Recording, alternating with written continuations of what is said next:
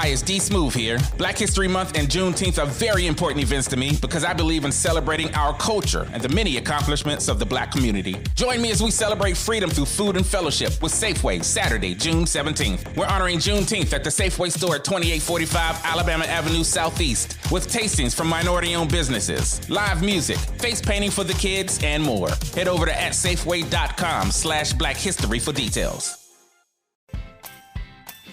This podcast of the Gamecock Central Takeover Hour presented by Firehouse Subs is sponsored by AAA Heating and Air. The premier HVAC company in the Midlands is growing. Are you a top HVAC technician? AAA Heating and Air is looking for dedicated applicants to fill their fast-growing service department with top-notch HVAC technicians. If you're the best, then they want you. If you're ready to stop working and start a career, you can earn up to $100,000 plus a year at AAA Heating and Air. Quality candidates will have at least 2 years experience and a good driving record. Benefits include top industry salaries, commission on service and unit sales, set call limits, company-provided take-home vehicle and gas card, company-provided cell phone and tablet, health, dental, and vision benefits, 401k retirement plan with company match, and scaled PTO based on length of service. Contact Roy and Dana Finley at 803-677-1500 or check out their job postings on Facebook or ZipRecruiter. AAA Air when you need us. AAA Heating and Air. It's the Gamecock Central Takeover Hour, presented by Firehouse Subs, founded by firemen with Chris Clark. The 2007 South Carolina class was, at that time, 6th in the country and 4th in the SEC, which is amazing. Wes Mitchell. You know, I think if you're South Carolina, you're aiming to at least be at 50%. Then in theory, you're adding talent, you're getting better, you're putting yourself in a position to compete. And Tyler Head. It's been a great week for South Carolina. On the recruiting front, still certainly plenty to talk about. On the home of the Gamecocks, 107.5 The Game. And welcome into the Gamecock Central Takeover Hour, presented by Firehouse Subs. Here on 107.5 The Game, Tyler, West, and Chris along with you on this Monday morning. Obviously, it was a very, very big weekend for South Carolina football. Had camps going on at the end of last week, as we heard Wes giving us the live reports from out there, and obviously culminating with the big recruiting weekend. He had a lot of guys in town for their official visits. Most of them already committed for the 2024 class, but a good handful of those guys still waiting to make their decisions. And guys, from everything that I was reading on GamecockCentral.com yesterday, seems like the weekend went pretty well. Yeah, it pretty much always does, but you're always kind of wondering, all right, does it go well enough to land some of your uncommitted guys? You know, we talked about it, I would say, for weeks leading up to this weekend, that South Carolina really set it up to where some of their final remaining top targets were going to be on campus with all these guys who not only are committed, but also have really just put that energy and effort into trying to convince others to join them at South Carolina. And so I kept, you know, we try to frame things up for everyone out there. I think that's part of the job. The big question that kept popping up in my mind, Chris, is can South Carolina look back on this weekend and say 4 for 4, meaning that they were able to land all 4 uncommitted guys who were on campus, obviously talking about 3 of the 4 being extremely highly ranked, highly rated, however you want to say it, and really highly contested as far as having to battle some other schools to land these guys. Yeah, and all 4 of the uncommitted guys, I think, are important, each in their own way. Let's talk about David Busey a little bit, right? So he's the one that's a little bit more, or a lot more, relative to Dylan Stewart, who is very nearly a consensus 5-star. He's literally missing it by 1 spot right now on ESPN's rankings. But you look at Busey, he's a 3-star guy. He's not even ranked yet by some services. The offer list is a lot more modest. He was a later offer. This isn't a guy that they've been recruiting for, 2 years, 3 years. He's a newer name. He's a more under-the-radar name. But even he, I think, is an important prospect, because we know how much South Carolina values special teams. And the thought is he could be a really good special teams player. We know, Wes, frankly, that the defensive backboard, to be frank, is still kind of taking shape. in the 2024 class. I think there's still a good bit of work to be done there and seeing what happens with some of your big targets. And then even just, okay, well, who aside from those targets or instead of those big targets, Busey's a guy that as soon as South Carolina offered, they prioritized. And so there's some different levels to it, but I think, you know, even when you think of Jonathan Paylor and Dylan Stewart and Daniel Hill, they all play critical positions of need for South Carolina, and then they also happen to be really talented. But even with Busey, you know, he's someone that the staff seems to really like. He plays a position that they also need in this class. He has ties to a couple other big-time players in the 2025 class that South Carolina is pursuing. So I think different levels to it, different situations for each, but all very important in this class. Yeah, and I think, you know, you look at these guys, and also there's the added element as far as maybe South Carolina's concerned and South Carolina fans are concerned, is that, you know, three of these guys are players or prospects, however you want to say it, that fans have been tracking for quite some time now. And, you know, you look at the case of two of them, Daniel Hill, Jonathan Paylor, these are guys that at various points in the process have publicly called South Carolina their leader.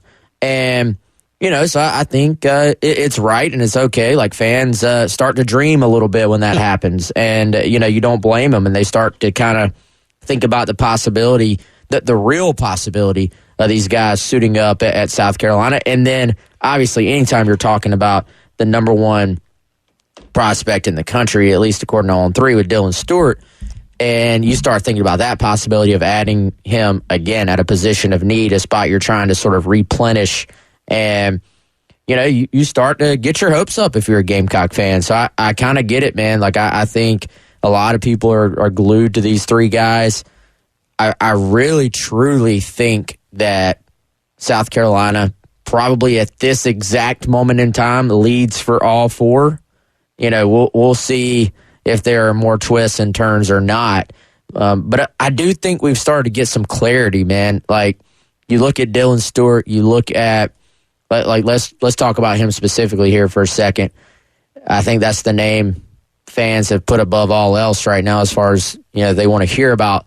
You look at him, and it was kind of this revolving door of who's in second, and or depending on what you read, who's in first. And you know, I think there's been this revolving door of who is South. If you want to look at it from a Gamecock perspective, who is South Carolina's biggest competition for Dylan Stewart? I think there were moments where there was a stretch he took in Alabama unofficial. One thing I'm learning pretty quickly, Alabama people think they're going to get anybody and everybody that they're remotely involved with. Shocker. So, yeah, there you go. There you go, Tyler. It kind of felt like, well, hey, they're the biggest competition. That lasted for like an hour, I think. But seriously, there was that stretch where, Alabama. And then, you know, I think probably Ohio State was in that spot at one point. There was some Georgia buzz.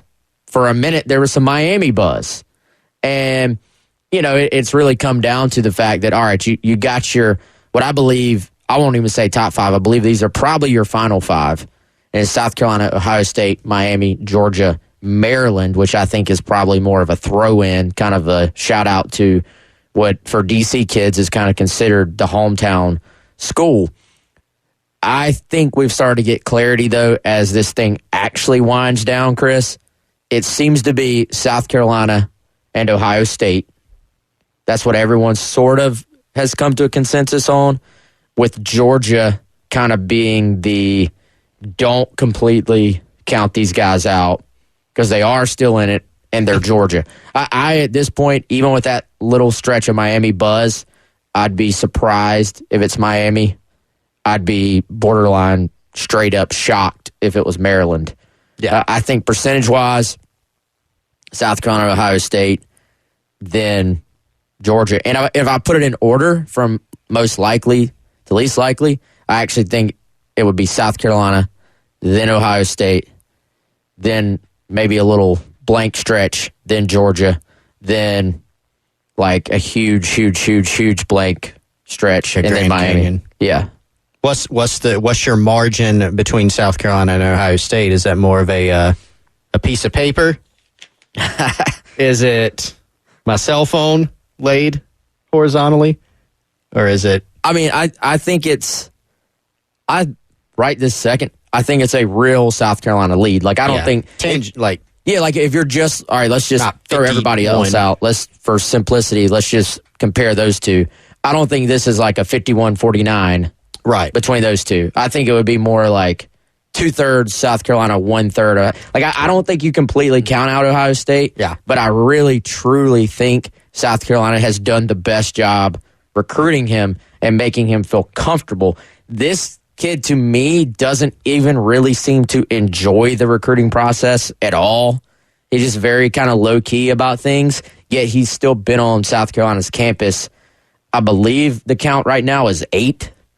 Like, I don't know if anybody actually even knows it's been so many times, but I think 7 was what we kind of heard before the official visit weekend. So, I mean, I think they've done the best job of making him feel comfortable, but I think it also goes down back to the Nicholas Harbor thing, feeling comfortable with the other players, whether they're already on campus or they're prospects in his recruiting class. I think that's ultimately what won Harbor over, and I think that same blueprint is at play right now with Dylan Stewart. Yeah, it's a good parallel between Harbor and Stewart. Not exactly the same. Like, Dylan Stewart's already been to campus more times than Harbor had been to South Carolina at this same juncture. Shoot, he's probably been to South Carolina more times than even with Nick Harbor actually being here. He's only been here for, not too many days now. Not really, but there are a lot of parallels. So you think back to Nicholas Harbor, and South Carolina was always in it, but it was the same as Dylan Stewart. It's always who's second or even who's first. You remember when LSU led the on-3 RPM for Nicholas Harbor? A lot of talk about LSU. The track angle, football, has a good relationship with the staff. Georgia took a turn of, here comes Georgia. They're going to make a push. Michigan was huge at one point. Maryland, hey, is Maryland the front runner? Is Maryland in second? And then, of course, the well-documented Oregon push, which ended up certainly being real. I mean, there was nothing manufactured about that. He nearly signed there. And so when you look at Stewart, you've got all the schools you mentioned. You've got Ohio State's taking a turn, and Georgia, and here's a little Tennessee buzz, and here's a little Miami buzz. Miami had some buzz with Harbor too. So this happens, with big-time guys, but I think you dive in and you look, well, who's consistently been there with Dylan Stewart? And the answer is South Carolina. Has been here more times than any other school.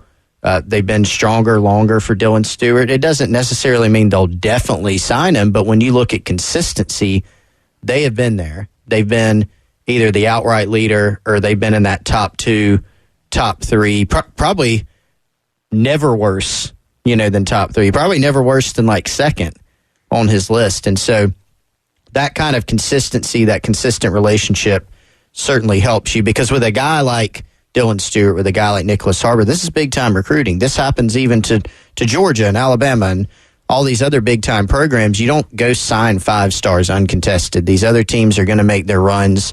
You're always going to hear, watch out for this school, or, hey, have things shifted?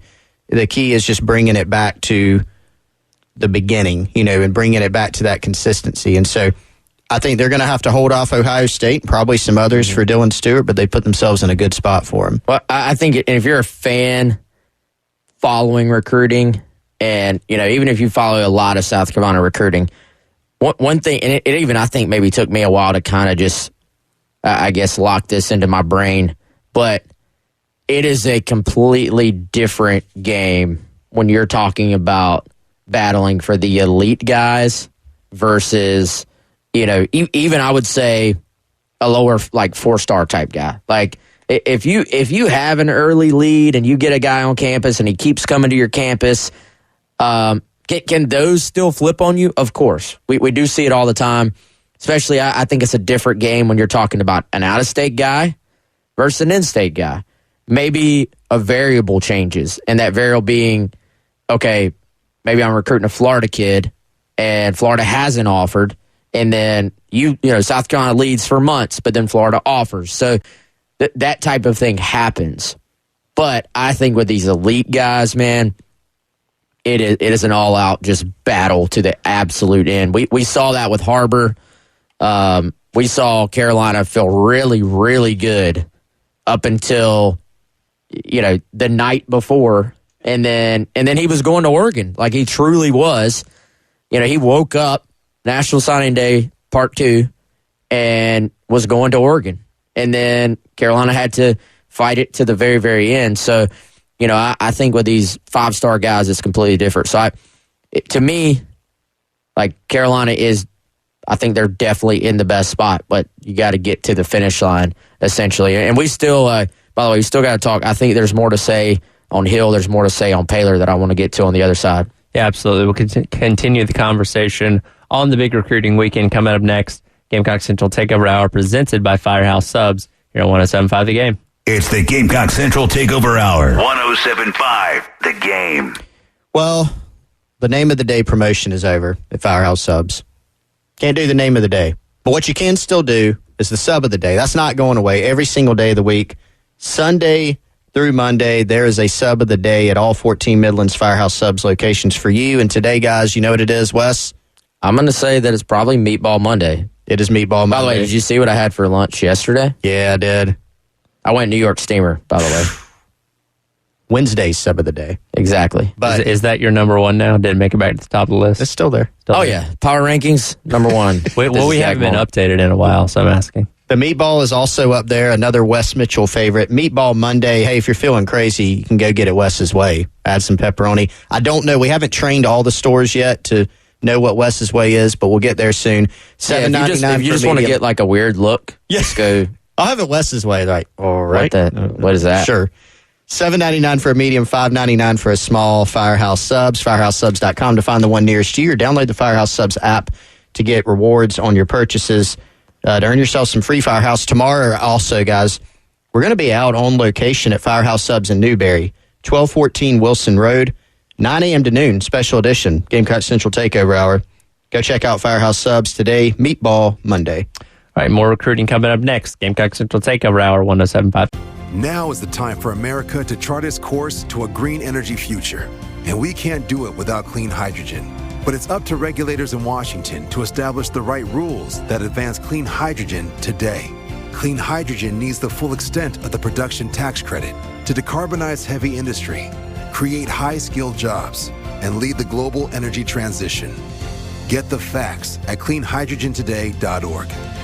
Paid for by the Fuel Cell and Hydrogen Energy Association. It's the Gamecock Central Takeover Hour. Presented by Firehouse Subs. Founded by firemen with Chris Clark, Wes Mitchell, and Tyler Head on your home of the Gamecocks. 107.5 The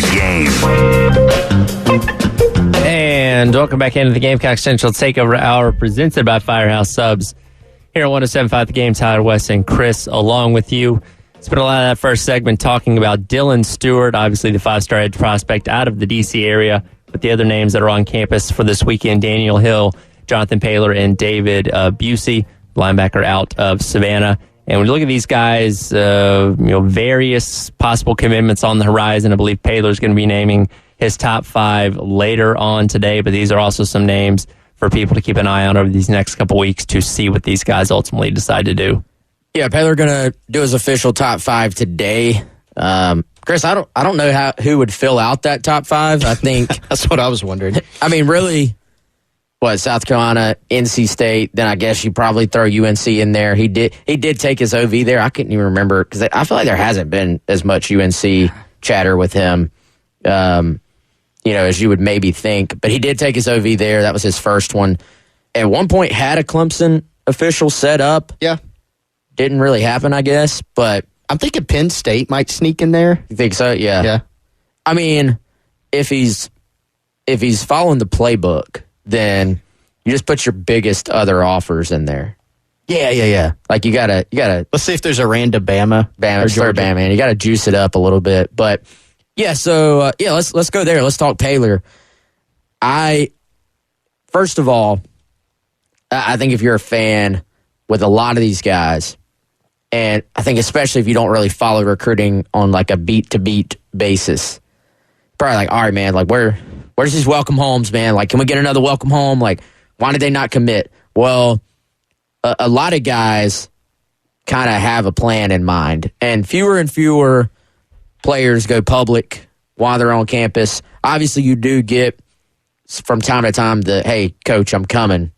But Paylor, he really wants to do the traditional thing. He wants to do hats on the table. He wants to do an announcement. He wants to sort of have his friends, family, coaches all together and do the traditional announcement thing. Now, obviously, that wouldn't have stopped him from going ahead and telling the staff that he was going to South Carolina. But I do think just talking to this kid, very, very thoughtful, gives long, detailed answers, very academic-oriented, like just kind of takes a methodical, thoughtful approach to everything. Not really a surprise to me that he didn't get kind of caught up in the moment and commit while on campus. I think what is on brand for him, what kind of matches what I believe are kind of his character traits, are that I think he wants to go home, sit down with his family, and truly think this thing through. Now, again, he's named South Carolina his leader multiple times before. I do think he had a really good time at NC State on his OV last week. That's kind of been, I believe, the top two right there, South Carolina, NC State. Chris, it has felt to me, maybe I'm reading in, it has felt to me for the entire time like NC State is in the position we saw South Carolina in the past with a lot of in-state guys, where they just have been fighting an uphill battle with him from the very beginning. I think he loves NC State. I think he really loves their coaches. I think he likes what they have going on. It's never quite felt to me like he has thought they were big time enough. So I think the SEC factor, the relationship with Step, the chance to come, play SEC ball, feels like that's a big factor here. Could it end up being NC State? Of course, but I do think there's I feel pretty good about where South Carolina sits after this weekend, after talking to Paylor and sort of hearing some other feedback. Yeah, co-sign on that. And it's a good point about NC State. You even look at their recruiting class, Wes, for the 2024 cycle, ranked 50th in the country. They only have 3 in-state commitments right now. It's NC State, and none of them are these big-time type of guys like Jonathan Paylor.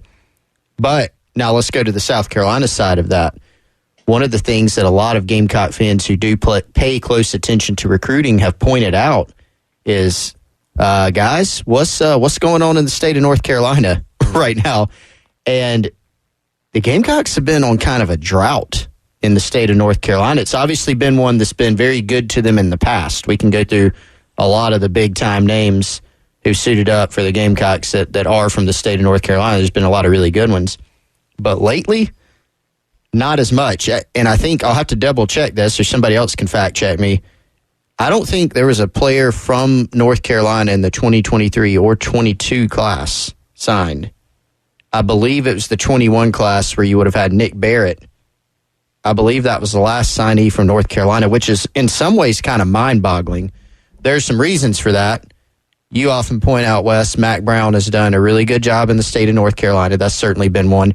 But, you look at guys in Charlotte or even in other areas in North Carolina, there are a lot of national recruits that come out of that region. Like even Jaden Davis from Charlotte's not a guy that South Carolina ended up pushing super hard for, but he's going to Michigan. Notre Dame's been very active in Charlotte. Clemson, Georgia, they're always going to, try to pull guys out of North Carolina too. So, yes, if you're South Carolina, you want to break through and kind of open some more doors in North Carolina, kind of start getting back in that state. This would be a really nice recruiting win on that front. But I think just more importantly, it's just a recruiting win for a guy who's a really good player, a position of need. When you look at South Carolina's roster, it's kind of senior-laden or upperclassman-laden in terms of proven guys. You could add this guy who's a unique talent, beat some quality schools from his home state in the process. That'd be a big win for you. And speed on top of speed, man. You want to talk about continuing to make a faster roster? Paylor certainly has it. And, I think and I just had this thought on the fly, so the data really may not support it. I don't know. It just feels like a lot of North Carolina kids, man. I talked about Paylor and maybe like the SEC and kind of maybe liking that idea for a lot. And maybe it's just because it's in some ways a basketball state and you have, UNC and Duke and stuff like that kind of highly on the minds of a lot of people in that state. Doesn't it seem like they don't necessarily as a whole just kind of value the whole SEC thing as much as maybe other states? Like think about how many sort of North Carolina kids, like you said, do you see like a final group and it's Clemson, UNC, Notre Dame? Like look at Malcolm Ziegler. Like he's considering South Carolina, but it's kind of felt like he was going to end up at Notre Dame or UNC. And I think, I read some reporting UNC, I think feels pretty good there now. I know Notre Dame felt pretty good after that OV, but it just, I don't know. It kind of, maybe it's because there's not an SEC school in the state, but it just feels like, Notre Dame and UNC are a little bit more academic oriented as far as the stuff that they push, as far as their recruiting process goes. And, I think they see themselves as a school as being like academically elite. And so I think it's just a little bit different feel in that state. But yeah, back to the point, Mac Brown, I literally rolled my eyes at a high school coach / college coach buddy of mine when he was like, Mac Brown's going to shut down the borders of this state when he got the job. I'm like, dude, he's like 80. And so I rolled my eyes, but he was 100% right. Like he's done a fantastic job recruiting that state. All right, well, we'll continue this conversation on the other side. Listen to the Gamecock Central Takeover Hour presented by Firehouse Subs on 107.5 The Game. It's the Gamecock Central Takeover Hour. 107.5 The Game. Hey, guys, if you're looking for a special, thoughtful gift for a sports fan in your life, look no further than our friends at Gold Line Framing. They're in West Columbia. Owner Kendall Walsh, who we have talked about before many, many times here on the show, and manager Joni James, they're going to take care of you for any and all your custom framing needs. That could be diplomas, original artwork, canvases, jerseys, flags. Maybe you got a poster that you want to get framed. Maybe you got an autograph you want to get framed. Anything and everything that needs a custom frame job, they can handle for you. They've been in business for over 20 years. They're over at 511 12th Street, West Columbia. In store, they have an art gallery, home decor, furniture, gift items, several different things that we were able to check out when we were there on location as well for a show here recently. If you have any questions, you can give them a call, 803-739-1337. They're open Tuesday to Friday, 10 a.m. to 5:30 p.m., and then Saturday, 10 a.m. to 2 p.m. They're also on Instagram if you want to get a look at some of the great stuff they have in store. They are always featuring reels and photos on there. Give them a follow at Goldline Framing SC. Again, check out our friends Goldline Framing in West Columbia, South Carolina. More on the big recruiting weekend next. Gamecock Central Takeover Hour, 107.5 The Game. Michael J. for Hope for the Warriors. Started back in 2006 at Camp Lejeune. Military families witnessing the effects of war on their loved ones. Now, almost 20 years later, they've aided over 53,000 service members, veterans, and families with confidential, high-quality behavioral health care services at little or no cost to post 9/11 vets and their families. Over 91% of every dollar donated goes directly to the programs. If you're as concerned about our heroes as I am, go to hopeforthewarriors.org. It's the Gamecock Central Takeover Hour. Presented by Firehouse Subs. Founded by firemen with Chris Clark, Wes Mitchell, and Tyler Head on your home of the Gamecocks. 107.5 The Game. Welcome back into the Gamecock Central Takeover Hour presented by Firehouse Subs. Here on 107.5 The Game, I want to remind everybody about the 107.5 The Game Craft Beer Passport. Just head on over to 1075thegame.com. Click on the Sweet Deals tab. You can purchase yourself a craft beer passport for just $99.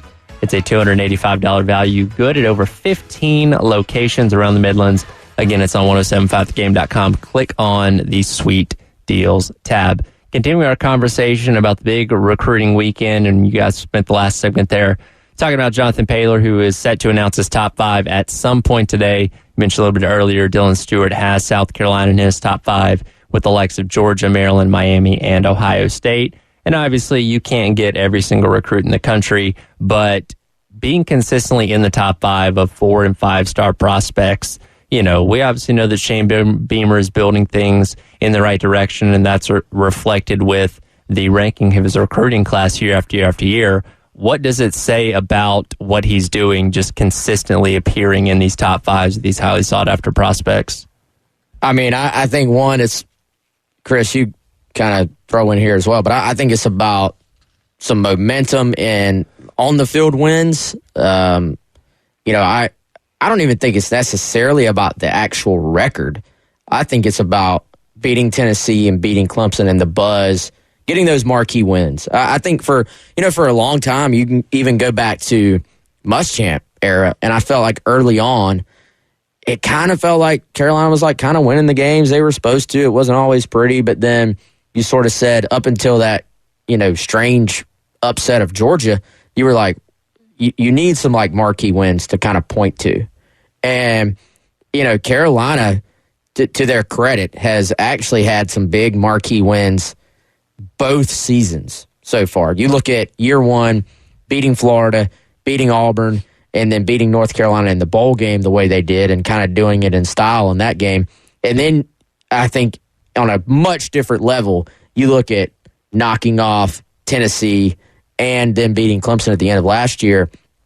I mean, Daniel Hill has basically said, like, that Tennessee game, being there for that, put South Carolina kind of on his actual radar, not just, hey, I'm considering them, they're cool, I like the coaches. Like, made them an actual potential pick for him. So I think that's been part of it. And I think just longevity, having some staff carry over, keeping for the most part the same guys on staff. And, we've talked about this a ton, so I won't go all into it, but just having Beamer here for a third year now and just being able to go back. Now, if a guy's on your campus and you got in on him early, he was like a freshman or a sophomore when you started recruiting him. Whereas before, if you're a first-year coach or even a second-year coach, you just don't have the time, at that place yet to have built those long-standing relationships. Yeah, like everything else, it's kind of I would say to your question, Tyler, a variety of things that have come together. I think,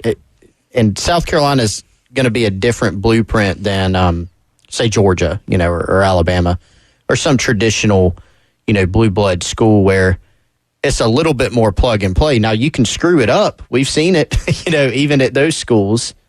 We've seen people screw up Georgia a little bit. We've seen Alabama.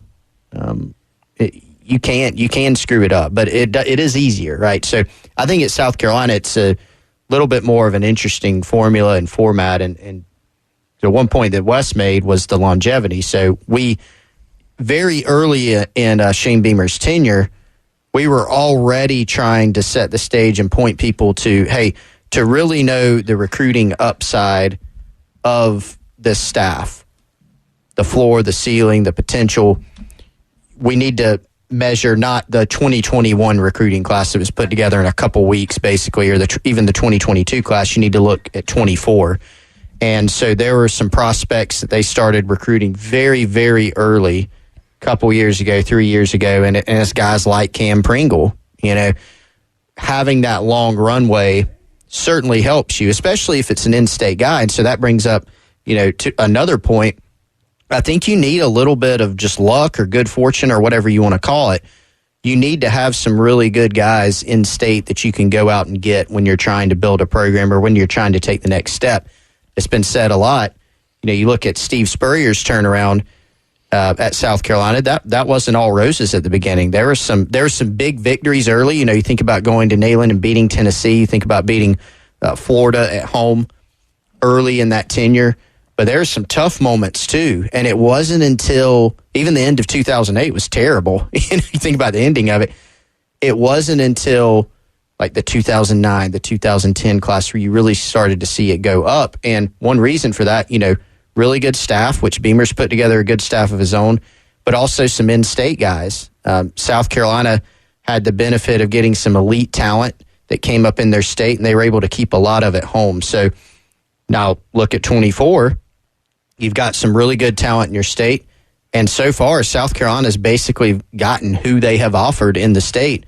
they've been able to land them. Then you add the longevity that Wes mentioned, the staff, and then if you can build some momentum with some on-field wins, that certainly helps you. So I think all those things have kind of come together. And when you look at this past weekend, and I was reading all the stuff you guys had from the individual guys, and of course, every recruit's going to say they loved what they saw this weekend, great conversations with the coaches, so on and so forth.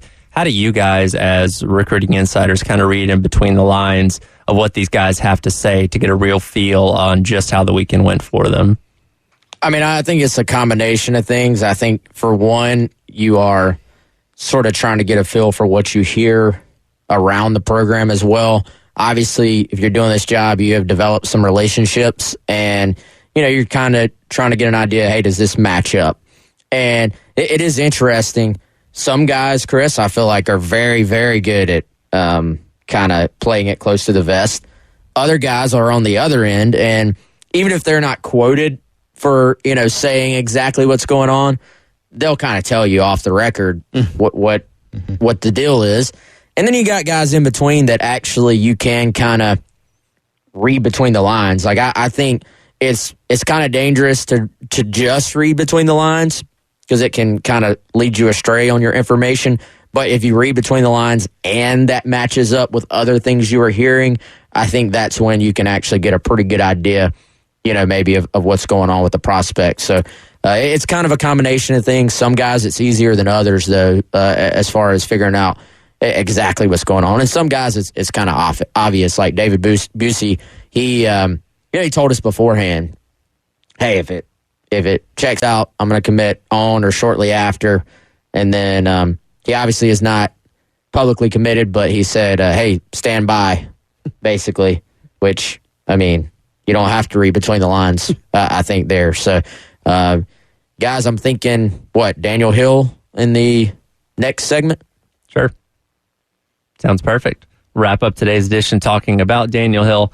Today's edition of the Gamecock Central Takeover Hour presented by Firehouse Subs, 107.5 The Game. It's the Gamecock Central Takeover Hour, 107.5 The Game. Hey, if you're looking to switch and save on your insurance, give our friend Amy Mason Cup, Amy Mason Cup State Farm, a call or visit her website, amymasoncup.com. An experienced, knowledgeable, responsive, and very helpful team. Whatever your insurance needs are, she and State Farm have you covered. Whether you're a small business owner looking to protect your business, whether you're just looking for home, auto, boat, rental, or life insurance, any type of insurance or any questions you may have about your insurance, give her a call, 803-772-5554. Amy Mason Cup is a South Carolina native and a local agent, and she and her team can give you a personalized quote to meet your needs and help you save. I know you're probably not sitting around thinking about insurance a lot. Maybe you don't even know what you pay. Maybe you don't even know, even more scary proposition, you don't even know what your coverage is. Take a look at it, and then give Amy Mason Cup a call or visit her website at amymasoncup.com. Give her a call, and she can give you some guidance, and she can also look at helping you switch and save just like I did, just like my family did. Her office is right off St. Andrews Road, 612 St. Andrews Road, Suite 4 in Columbia, just off of the I-26 exit. Again, that's State Farm agent Amy Mason Cup, 803-772-5554, or amymasoncup.com. Like a good neighbor, State Farm is there. Talk about Daniel Hill to wrap up today's episode. Coming up next, Gamecock Central Takeover Hour, 107.5 The Game. Central Takeover Hour, presented by Firehouse Subs, founded by firemen, with Chris Clark, Wes Mitchell, and Tyler Head on your home of the Gamecocks, 107.5 The Game. And welcome back into the Gamecock Central Takeover Hour, presented by Firehouse Subs. Here on 107.5 The Game, Tyler, Wes, and Chris along with you for a few more minutes before turning things over to Jay and Terry for the halftime show. And as we talked about before that break there, going to focus in on Daniel Hill now, who is also on campus for his official visit over the weekend. The 4-star, listed as an athlete, projected as a running back out of Meridian, Mississippi. And when you talk about needs for the South Carolina roster, running back is one of those positions that lacks a lot of depth right now, particularly going into this season. So adding another one in Daniel Hill for 2024 would be very, very welcome. Well, I think and just adding a guy of this talent level. I mean, kids obviously, got Alabama coming after him. I think that says quite a bit. I've been teasing our fans on Gamecock Central, Chris, about whether I should join you in putting in a Daniel Hill South Carolina RPM prediction. You know, Chris and I aren't quite as big on the whole RPM thing as some people, but I think with a guy like Daniel Hill, who's very just a very happy, smiley kid, you know, doesn't some prospects legitimately, I think, get mad about like predictions and crystal balls and all this stuff. I don't think he cares. He's named South Carolina as his public leader before, and I'm looking at this thing, man. How many South Carolina predictions does it take to convince the RPM AI machine that it's going to be South Carolina instead of Alabama? I mean, right now, so hold on, I just had it up, y'all. This is the what happens when you have too many tabs up. Right now, it says Alabama 57.9%, South Carolina 40.1%. Then some other schools have like lesser percentages there. Obviously, that's why that doesn't hit 100. But Chris, there are, I think, 3 predictions for South Carolina, 2 for Alabama, but the AI machine. Is there 3 for South Carolina? I'm showing 2. Oh, you're showing 2? It's 2 and 2. There could be 3 if there's a Wes Mitchell entry into the chat. Okay. Also, so there's your answer. They had better confidences than. What would your confidence be if you were? All right, first of all, it would be if you put in a new one right now. Yeah. South Carolina. So I'm looking back here in April. I had a 60% confidence. Mm-hmm. I would say it's gone up a little, but I normally play it fairly conservative on an RPM prediction. You don't typically see me go over, I think, like 75%. There's some people, in some instances I may go higher. But, I certainly wouldn't go any higher than like 70. Just because Bama's still lurking. Just because, Tennessee to a much lesser degree is still lurking.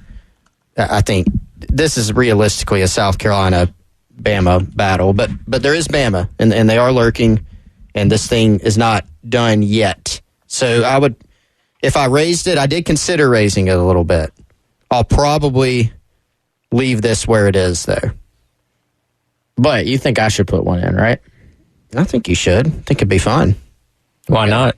I want to see how it changes the percentage, to be honest with you. That's the main reason. Yeah. I think it's South Carolina. Like, I don't. I think if it was right now, it would be South Carolina. This isn't just a novelty where you're testing it out. I don't think the RPM is accurate to where his recruitment currently stands. It is annoying, right, when that happens, because you're like, we have to find a way to not manipulate it, but it's like, okay, if this thing is truly in the direction of South Carolina, let's make it such. Yeah, it's 60-40 Bama right now. Yeah, that's not. I think it should be swapped. Yes, and maybe even more to South Carolina. Fair or no? No, I think that's fair. It certainly should not be 60-40 tilted to Bama, and certainly not one day after the official visit. So, yeah, 2 predictions each that have been in, and well, now it's 3. Oh, to South Carolina. Do we have a live prediction?